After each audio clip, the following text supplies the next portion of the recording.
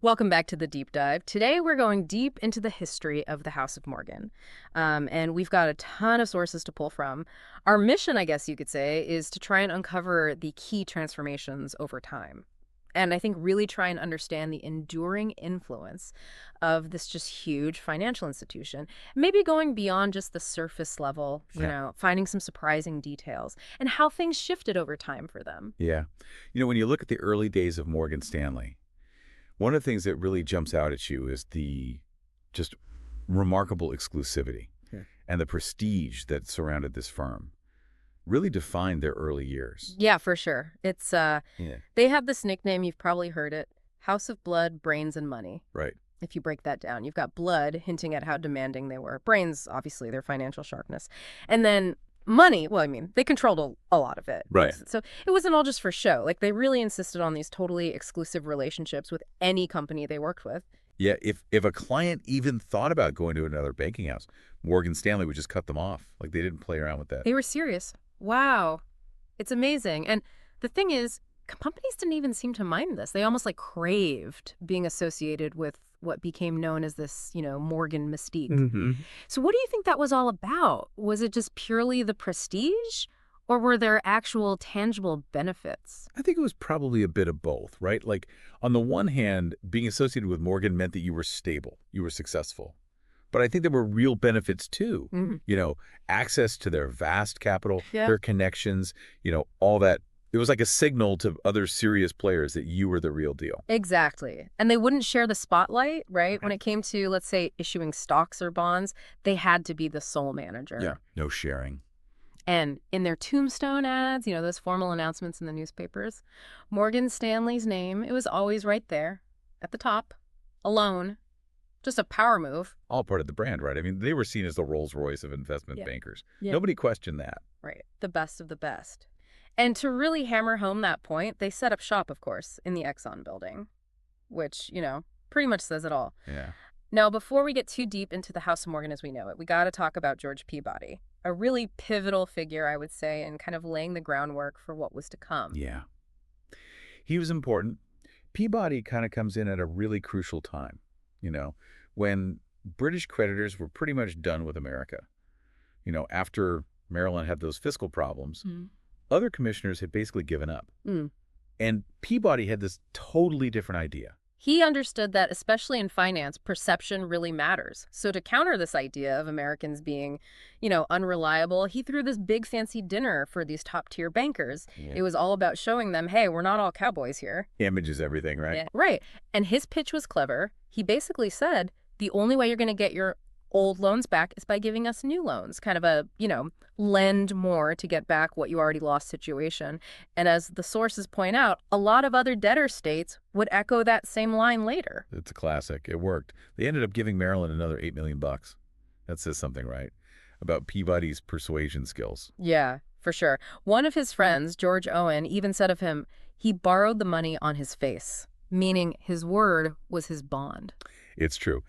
And get this, to further prove he wasn't screwing over the Brits, he waived his $60,000 commission. Big move. Yeah, wow. And he wasn't a super imposing figure physically, right? Like, he was tall, over 6 feet, but kind of, slender. Yeah. What do you think Yeah. that says about him? Maybe it shows that his power wasn't physical, right? It was more about his mind, his connections, his ability to just, charm people. But here's the thing. Peabody had this thing Dickens called telescopic philanthropy. Like, he'd give huge sums to these big causes, but he was kind of stingy with people he knew, even family. It's interesting, right? What makes someone generous on that scale, but not to those close to them? Yeah, very interesting. So when it came time for Peabody to pick a successor, he had a specific type in mind. It wasn't just about, being good with money. No. He wanted someone who was social, an American, preferably with a family, and someone with experience in foreign trade. Global connections were key for him. And that led him to Junius Spencer Morgan, who came highly recommended through Peabody's Boston guy, James Beebe. Yeah. And Junius had been working with J.M. Beebe Morgan for 3 years by that point. And then in 1853, he takes his whole family to London, including his young son, John Pierpont, who, would become the J. Pierpont Morgan. Yeah. And young Pierpont, he was pretty blown away by London, all the sights, Buckingham Palace, Westminster Abbey, huge impact. Yeah, it must have been pretty amazing. He even got to handle £1,000,000 of bullion at the Bank of England. That'll teach about finance pretty quick. Talk about hands-on learning experience, right? Right. And he had these interesting nicknames for Peabody, pleasant but smoky, and a queer, likable buzzard. Pretty funny. Right. You get a sense of his personality there. You do. And physically, Junius Spencer Morgan was tall with these sloping shoulders. It's these details that make them feel more real, Totally. So now we're getting closer to J. Pierpont Morgan stepping onto the stage. And his impact, well, it was massive. He really shaped finance as we know it. Yeah. For 30 years, he was basically Junius Morgan's main guy on Wall Street. With all the power of British money behind him, that gave him a serious edge. Oh, yeah. I love that story about his yacht, the Corsair, flying the Jolly Roger and the Union Jack above the Stars and Stripes. People on Wall Street love to joke about that. Yeah. It shows how powerful he was, but also maybe a little bit of that rebel spirit. And there's that rumor that wouldn't die. Ah. That he was related to the pirate Henry Morgan. Mm. Like directly descended. Who knows if it's true, Yeah. but it adds to the legend. Yeah, for sure. Physically, he was a big guy, described as burly, with a coat of British polish, broad shoulders, liked his checkered vests, too. Yeah. Over 6 feet tall, a presence. Right. And it's interesting, right? Junius had this hard stare, but Pierpont's eyes, they were sad and cloudy. Different personalities there. And in temperament, too. Junius was super composed, always. Pierpont, way more unpredictable. Like Wow. in photos even, he looks kind of on edge, ready for a fight. And the financial world after the war. Plenty of fights to be had. Yeah. Like the Panic of 1873, which, kicked off with the fall of J. Cook and Company. Big firm. Yeah, that was a huge shakeup. Even the New York Stock Exchange had to close for 10 whole days. Never happened before. Total chaos. One guy, a diarist named George Templeton Strong, talked about this seething mob at Broad and Wall Streets. Like the whole system was imploding. And what does Pierpont do? Calls in all his loans, sends a cable to Junius back in London saying it was unprecedentedly bad. Knew what was up. Yeah, he did. And the impact. It was brutal. 5,000 businesses went under. And 57 firms on the stock exchange. Wow. Years later, a financial journalist named Alexander Dana Noyes said it was as bad as the crash of 1929. For those who lived through it, I mean. Wow.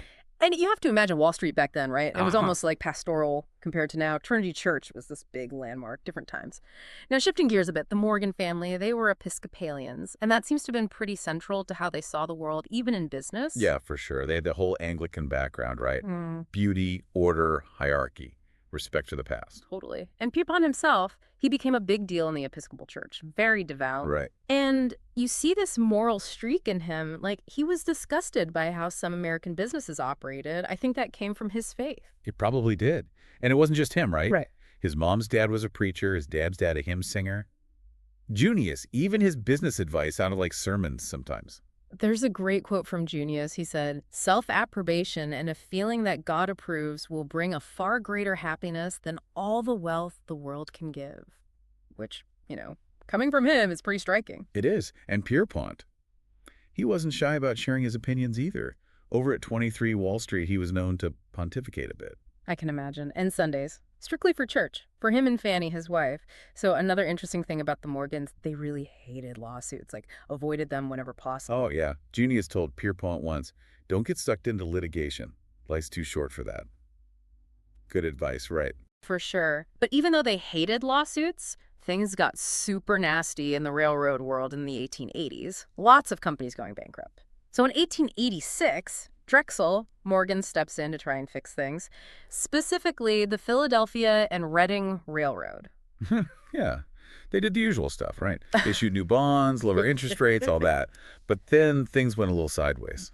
A guy named A. Archibald McLeod took over the railroad. He was no fan of Morgan. He even said, "I'd rather run a peanut stand than be told what to do by J.P. Morgan." Talk about a statement. Yeah, he was not messing around. And he didn't stop there. He started going after Morgan's other railroad territories. Direct challenge. Pierpont must have been furious. And I think that really taught him a lesson. From then on, he's going to keep a much tighter grip on any company he rescued. It's a big moment, right? Yeah. Shows the power struggle going on. And it all goes back to that issue of just too many railroads, not enough business to go around. Now, when we look at Pierpont's personal life, it's interesting. We don't hear much from Fanny, his wife, not directly at least. Yeah, her perspective is kind of missing, unfortunately. But what we do know is that Fanny and Jack, their son, they were super close.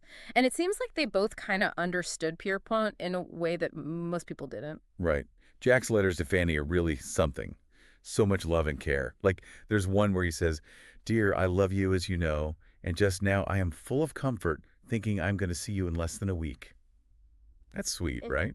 it is. And even as a teenager, he was so protective of her. She suffered from depression Yeah. and became more and more bedridden. It's almost like he became the parent in a way. He really worried about her, trying to cheer her up. There's a line where he's like, "As to your blues, I can only say what everyone else does. Do take care enough not to overtire yourself and watch against them all you know how." He wanted to help, but he was just a kid. Yeah, it's sad. And it's interesting, right? Because one of their friends described Fanny as calm, cold, unenthusiastic in public. So maybe she was different in private than how she seemed to the outside world. It's possible, right? People were complicated. Yeah. And then you've got Pierpont going to Göttingen. Not a super long university stay. Jack, on the other hand, goes to Harvard. Classic, prestigious education. Right. And I think that gave Jack a different view of his dad. More nuanced. He even tells the story that really shows how self-absorbed Pierpont could be. Oh, yeah, that one where a classmate visits their estate and Pierpont just buries himself in the newspaper. Yeah. Doesn't even talk to the guy. But then later tells Jack he's one of the nicest young fellows I've met. Like, classic Pierpont. Focused on his own world. Exactly. And Pierpont, he thought Jack was a bit soft, a bit too passive. So what does he do? Sends him on a hunting trip in the Rockies. With William Rainsford, no less. Tough love, right? Yeah. Shooting bighorn sheep, sleeping in a snowed-in cabin, real manly stuff. But even after all that, Jack was still closest to his mother. And it wasn't until after Harvard that he met Jane Norton Grew, who'd become pretty important in his life. Right. And in the end, even though Pierpont's deals were risky, anyone who stuck with him, they made a ton of money. But, he wasn't just this financial titan. He had a whole other side to him, kind of this public image of power, but underneath, a lot of vulnerability, almost like he was wearing this tragic mask, making people both scared and, I don't know, kind of sorry for him at the same time. Yeah. And you see it perfectly in that 1903 photograph by Edward Steichen. Those shadows, how tightly he's gripping the chair, that intense stare. And he's so self-conscious about his nose. It's such a powerful photo. At first, he hated it, ripped up the prints, but later he offered a ton of money for the negative. It must have really captured how he felt. Powerful, but also deeply troubled. Yeah. The sources actually say his blazing eyes and his grotesque nose, Mm-hmm. they were both because of his rosacea. It must have really affected him. Yeah, it's hard to imagine. So as we move into the 1900s, we start to see this clash between Pierpont Morgan and, Theodore Roosevelt. And at the same time, there's this huge rise in antitrust sentiment. People are fed up with big business having all the power. For sure. And the Northern Pacific corner, that didn't help. People were furious. And Roosevelt, well, he was smart. He saw an opportunity to make a name for himself by going after these big trusts. And the Northern Securities Company, they were right in his crosshairs. Yeah, that 1902 lawsuit was a big deal. And when Morgan heard about it, he was at a fancy dinner party, no less. Total shock. This wasn't how things worked before, this president. He wasn't playing by the old rules. Nope. And their meetings, apparently, they were full of this sublime arrogance on Morgan's part. They both came from, upper crust families, too. Their dads helped found the American Museum of Natural History. So maybe there was this personal rivalry thing going on as well. It's interesting, right? The sources suggest this same kind of conflict would play out later with Jack and Franklin Roosevelt. Both Roosevelts were seen as kind of turning on their class, going against the interests of the super rich. But back to Pierpont. He met with Roosevelt and the Attorney General, Knox, at the White House. Things got tense. And it wasn't just about them, right? It was this whole bigger trend. The government was starting to really pay attention to big business, to these huge trusts. Yeah. And Pierpont, he was old school, right? He believed in business running things. He had zero respect for government interference. Right. Remember that story about someone trying to talk to him about civil service reform? And he Yeah. just booms out, "What do I care about civil service reform?" Yeah, that was him. And he hated the press, too. Never gave interviews, avoided cameras. His employees weren't allowed to say a word to reporters. Not exactly good PR. Yeah, he's a private guy. So then you've got the Panic of 1907, another huge test for the financial system, and for Pierpont personally. You know that saying on Wall Street, The crash you predict never happens. Well, 1907 proved that wrong. Panic selling in March, the whole market tanked. Yeah, it was bad. So all the big players at the time, Frick, Harriman, Rockefeller, Schiff, they meet up in secret, trying to figure out how to stop the bleeding. Their idea, create this $25 million fund to buy up stocks and stabilize prices. Yeah. Jack cables his dad in London, says, hey, maybe just us working together, the moral effect alone will calm things down. Right. But Pierpont, not having it, sends a cable back, basically says, that's a stupid idea. It's market manipulation. Wants nothing to do with it. Wow. Yeah. Yeah. Ironically, the market rallies the next day because of a false rumor that he had joined the effort. Go figure. But the plan falls apart anyway. Right. So throughout that spring and summer, Pierpont's partners are sending him warnings. Hey, things are going to get really bad this fall. Yeah, they saw it coming. He was 70 at this point, often not feeling great. But when crisis hit, it was like he came alive. Adrenaline, right. Maybe. So he puts together this committee of younger bankers, top guys, sends them to audit the Knickerbocker Trust. They were on the verge of collapse.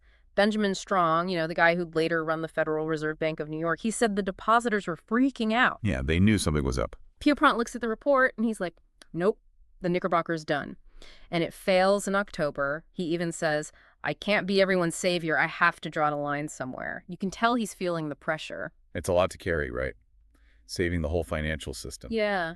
And the Knickerbocker failing, that Yeah. wasn't the end of it. The president, Charles Barney, he begged to meet with Pierpont but was turned away. Later that day, he killed himself. Oh, wow. And then, even worse, other depositors started killing themselves too. It was just awful. That same night, Pierpont and other bankers meet at a hotel in Manhattan. They're scrambling, trying to figure out how to contain the panic. Yeah, those were dark days. So shifting to a different part of the world, we also have to talk about Willard Straight, a Morgan partner who got deeply involved in financing China. And it ended up, well, pretty disillusioning for him. Yeah, he had these big ideas, but the political situation in China was a mess. Morgan had backed the Manchu dynasty, which was corrupt and increasingly unpopular. Right. Straight himself started to realize this, called the Chinese officials selfish and bigoted. But he was still focused on making sure those loans got paid back, even if it meant propping up a failing government. He was so caught up in the banking side of things that he missed what was happening on the ground. People in China were getting really fed up with foreign influence. Yeah. And at a conference in Paris in 1912, Japan and Russia get added to the China Consortium. Those were China's rivals. Why? Straight's worst nightmare. Right, it must have been a huge blow. And it was then he realized that banking wasn't just about money. It was tied up with global politics in a way he hadn't fully grasped before. Yeah, he even predicted the inevitable day of reckoning. Kind of ominous, right? Yeah, for sure. Back in the U.S., we see this interesting tension between Pierpont and his daughter Anne. They just didn't see eye to eye on a lot of things. Anne grew up around all these powerful people, and honestly, she was kind of cynical about them. She even called Judge Gary of U.S. Steel too plausible, like she wasn't impressed. Pierpont was furious about her liberal and unconventional behavior. We don't know all the details, but she was super close with Elizabeth Marbury and Elsie de Wolfe. And they threw these huge parties that were pretty scandalous for the time. Yeah, all the big names were there. Even Bernard Berenson, the art critic. And get this, Pierpont's mistress, Maxine Elliott, was there too.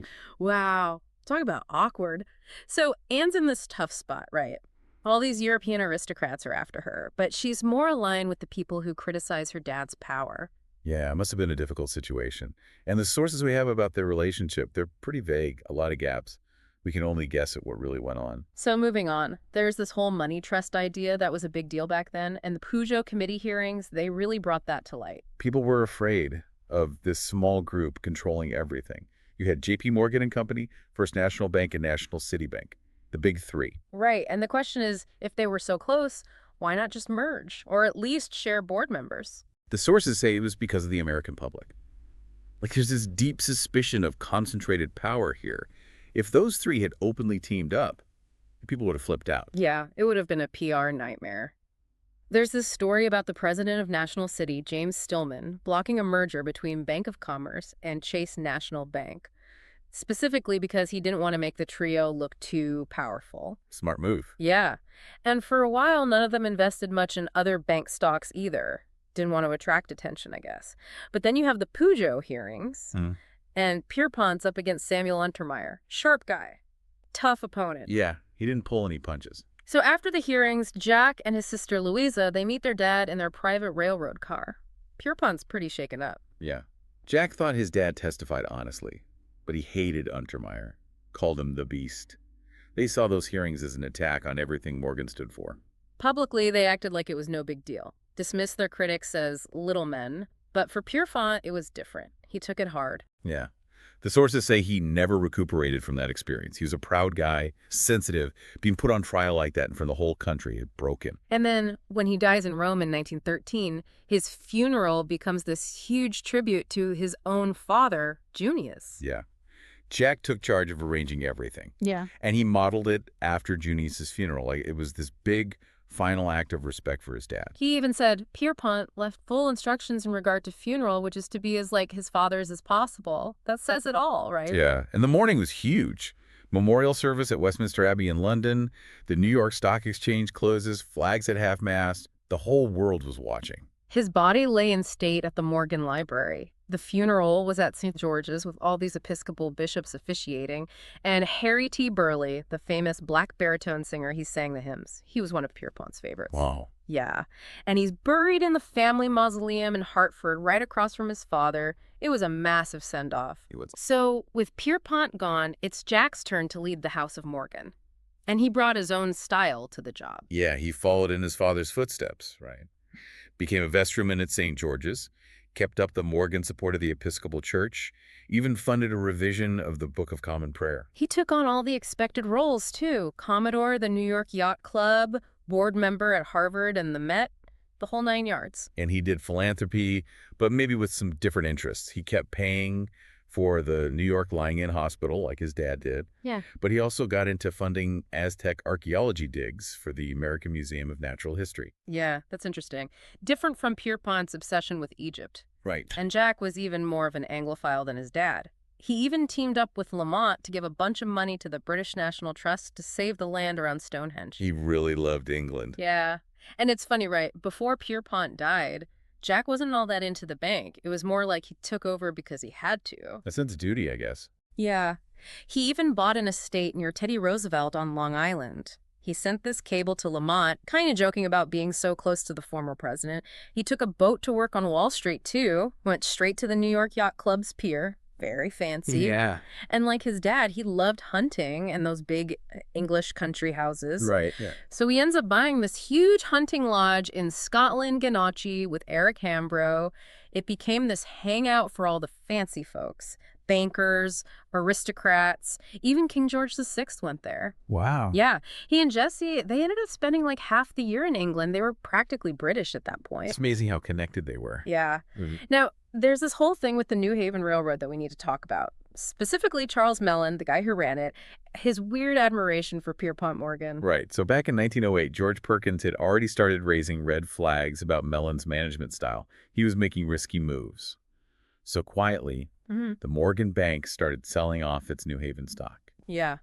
But Mellon, he was obsessed with Pierpont. Claimed he never made a decision without talking to him first, even bragged about wearing the Morgan collar. It's a little creepy, right? Yeah. He even described how Pierpont ran board meetings. Super controlling. Would use his matchbox and slam his fist on the table to shut people up and force a vote. Said everyone else cowered in fear. Yikes. Yeah, it was a different time. But even though the bank was getting out of the New Haven Railroad, that Morgan connection, it definitely still helped Mellon. No doubt about it. So then World War I breaks out, and the House of Morgan, they become the bankrolers for the Allies. Yeah. They arranged over $1.5 billion in loans. That's a massive amount of money, even today. Huge. And the British, they were super grateful. Even before the U.S. joined the war, Lloyd George sent this letter thanking Morgan for protecting British interests.